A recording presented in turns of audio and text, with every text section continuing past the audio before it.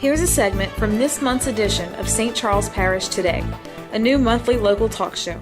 It's 7 a.m. on a random weekday, and the St. Charles Parish Public Works West Bank Yard on 3160 in Hahnville is bustling with activity as workers gear up for the day ahead.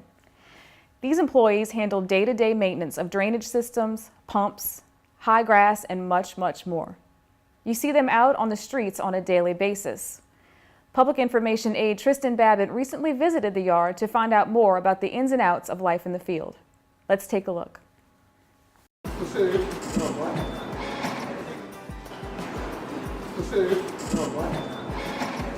It's 6:30 a.m. here at the West Bank Yard in Hahnville, and the parish's earliest employees are beginning to trickle in.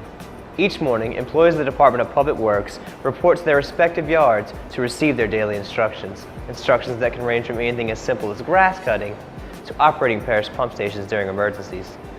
Today, our crew will follow Public Works employees as they go through their morning routine. Once clocked in, Public Works foremen briefly meet to discuss the day's objectives.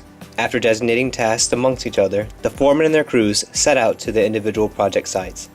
Donrell McKenzie, a St. Charles Parish employee for nearly 15 years, says this morning he has received instructions to fix a culvert placed at an incorrect elevation, causing drainage issues for a street in Luling.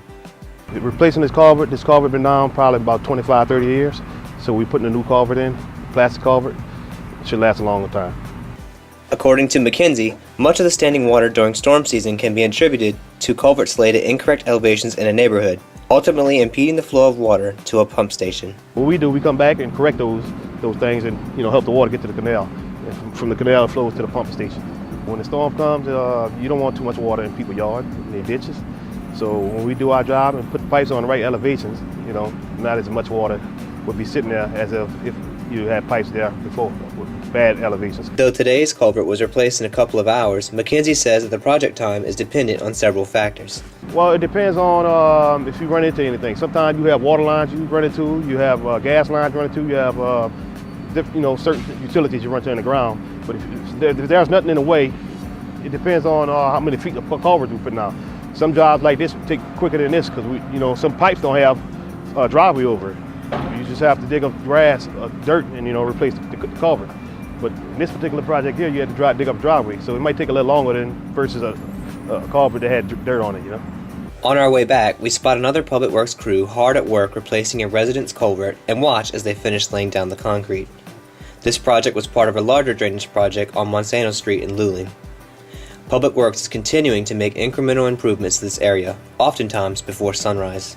In total, the Department of Public Works maintains over 195 miles of roads, over 390 miles of drainage ditches, over 50 miles of conveyance canals, and 49 pump stations. For St. Charles Parish Today, I'm Tristan Babbitt.